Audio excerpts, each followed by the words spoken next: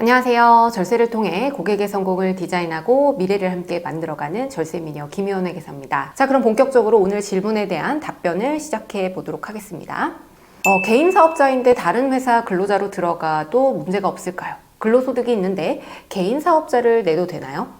이 질문은 정말 단골 질문이죠. 개인 사업자를 하면서 다른 회사 근로자로 취업하는 것이 가능한지 궁금해하시는 분들이 많습니다. 아무래도 요즘 경기가 좀 어렵다 보니까 자영업자분들이 원래 하시던 업을 유지를 하면서 근로소득을 받기 위해서 투잡을 뛰는 경우가 많은 것 같습니다. 반대로 또 회사를 다니면서 인터넷 판매업과 같은 개인 사업자를 내려고 하시는 분들도 많으시죠. 결론부터 말씀드리면 개인 사업자 신분을 유지하면서 다른 회사 근로자로 고용이 되는 것은 가능합니다. 그러나 몇 가지 유의해야 될 사항이 있기 때문에 꼼꼼히 따져보셔야 되는데요.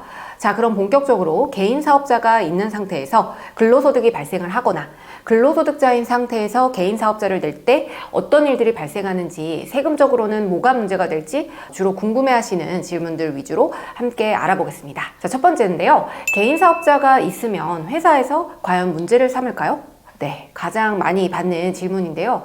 이 세금 문제를 논외로 하고 근로자인 상태에서 개인 사업자가 있으면 과연 회사에서 이 부분을 어떻게 문제를 삼을지에 대한 궁금증입니다. 회사에 근무하는 근로자인데 다른 수익 창출 활동이 발생하는 경우에 당연히 가장 먼저 해야 될 일은 해당 회사의 고용계약서 그리고 내부 규정을 확인하는 것입니다. 대부분의 회사에서는요, 이 겸업을 허용하지 않거나 제한하는 경우가 있기 때문인데요.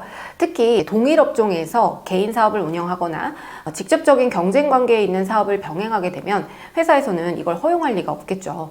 이런 경우에 회사의 승인이 필요할 수가 있고, 만약에 허가 없이 겸업을 하게 되면 징계라던가 혹은 형사상의 불이익이 발생할 수 있습니다. 자, 두 번째 질문인데요. 회사에서 개인 사업자를 하고 있다는 걸 알게 될 방법이 있을까요? 정말 많이 받는 질문입니다. 당연히 회사 내규상으로는 겸업이 안 되는 것으로 규정되어 있다. 혹은 그런 내규가 있는지 여부는 잘 모르겠지만 어쨌든 내가 근로소득 이외에 개인 사업자가 있다는 걸 회사에 알리고 싶지 않은데, 이 상태에서 내가 말을 안 했을 때 과연 회사에서 이걸 알 방법이 있는지, 이 질문인데요.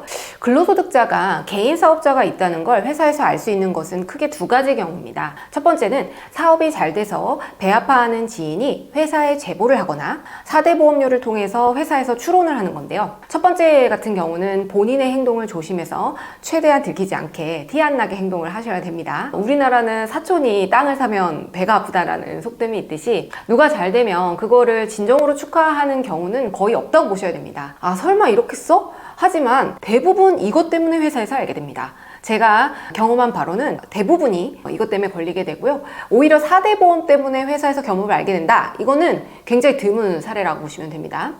자, 그럼 4대 보험 때문에 회사에서 알게 되는 케이스를 설명해 드리겠습니다. 국민연금의 경우에는 그 보수월액 상한액이 있는데요. 2024년 기준으로는 617만 원입니다. 근데 이미 직장에서 발생하고 있는 보수가 있는 상태에서 개인 사업장에서 기준 보수가 발생을 하게 되면 이걸 합했을 때 617만 원이 넘어간다. 그러면 상한에 걸리기 때문에 공단에서 이것을 안분고지하겠다. 이렇게 연락이 오는 경우가 있거든요. 그리고 두 번째는 건강보험료의 경우인데요. 이 건강보험료의 보수월액 상한은 약 1억 2천이기 때문에 상한에 걸릴 일이 극히 드물어요. 그러니까 월급이 1억 넘어가시는 분들이 흔치 않기 때문이겠죠. 그래서 이렇게 연락이 오게 되면 회사 인사팀에서는 어딘가에서 소득이 따로 있구나 라고 추정은 할 수 있겠지만, 내가 태어날 때부터 건물주 딸이라서 부동산 임대소득으로 소득이 발생하는 건지, 쿠팡이나 스마트 스토어에서 물건을 파는 건지, 유튜브를 하는지, 이 소득의 발생 원천을 정확하게 알기는 어렵습니다. 개인정보이기 때문에. 그래서 즉시 문제를 삼기는 어렵다고 보셔야 돼요.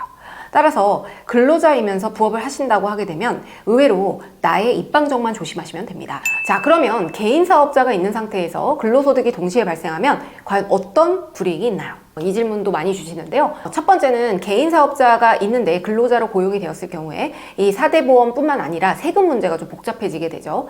앞서 말씀드린 바와 같이 두 곳에서 소득이 발생하게 되면 합산해서 신고를 해야 되고, 소득이 늘어나게 되면 당연히 세금 그리고 보험료 증가하게 됩니다. 회사 다닐 때는 회사에서 다 알아서 해주죠. 연말정산도 해주고 하기 때문에 신경 쓸 게 없지만 사업자들은 그런 게 없습니다. 따라서 직접 매년 5월 달에 종합소득세 신고를 꼭 챙겨주셔야 됩니다. 뿐만 아니라 두 곳 모두에서 4대 보험에 중복 가입이 될 수 있고, 이 경우에는 보험료 부담도 당연히 늘어나겠죠. 특히 이 건강보험과 국민연금은 소득에 비례해서 부과가 되기 때문에 두 곳의 소득을 합산해서 계산을 하게 되면 보험료가 높아질 가능성이 당연히 크게 되겠죠. 자, 두 번째는요, 당연히 두 가지 업무를 하기 때문에 본업에 집중을 하기가 어려운 측면이 있겠죠. 그래서 개인 사업자로서 운영하는 사업과 근로자로서의 업무가 충돌하지 않도록 근로시간을 신중하게 조정을 하셔야 됩니다. 만약 본업에 지장을 주거나 근로시간 중에 개인 사업과 관련된 업무를 하는 경우에는 근태 문제가 당연히 발생할 수 있습니다. 특히 근로자로 고용된 회사에서는 본업에 집중하기를 원하기 때문에 개인 사업 운영에 드는 시간을 따로 확보하는 것이 중요합니다. 그래서 이런 시간을 사전에 여러분들이 계획을 하셔야 돼요. 그리고 일과 후라던가 아니면 주말 등으로 사업 운영을 제한하는 것이 좋습니다. 이렇게 되면 워라밸은 챙기기가 어렵게 되겠죠. 세 번째 같은 경우가 좀 중요할 수 있는데요. 특정 업종의 경우에는 겸업이나 사업 운영이 제한될 수 있는 법적 규정이 있습니다. 예를 들어 공공기관이나 금융기관 그리고 공무원 등의 직종에서는 이 겸직이나 개인 사업 운영에 대한 엄격한 제한이 있고요. 필요에 따라서 사전 신고나 승인을 반드시 받으셔야 됩니다. 또 저와 같은 특정 자격증이 있는 경우에는 개인 사업을 운영하는 것이 자격 유지에 영향을 미칠 수 있기 때문에 이것을 꼭 잘 확인하시는 것이 좋습니다. 제가 지금 하고 있는 회계사무소 외에 다른 업종을 창업하는 것은 법적으로 금지가 되어 있어요. 그래서 저 같은 경우에도 다른 사업을 하기가 어렵습니다. 그래서 이런 부분들을 여러분들이 잘 확인을 해두셔야 됩니다. 결론적으로 개인 사업자로서 다른 회사 근로자가 되는 것은 법적으로는 가능해요. 하지만 고용계약서를 확인하고 근로시간 조정, 세금과 보험료 문제, 법적 제한사항 이런 것들을 충분하게 고려하고 신중하게 결정하는 것이 좋습니다. 그래서 개인 사업자를 함께 내는 게 맞을지 문제가 없을지 이 모든 판단은 꼭 저와 같은 전문가 상담을 통해서 미리 고민하고 결론을 내리는 것이 현명하다고 생각합니다.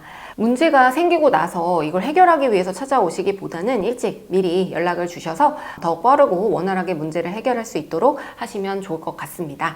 그 점 잊지 마시고 저희 디자인텍스가 필요하시다면 언제든 편하게 연락주세요. 그럼 오늘도 유용한 절세미니였습니다. 감사합니다.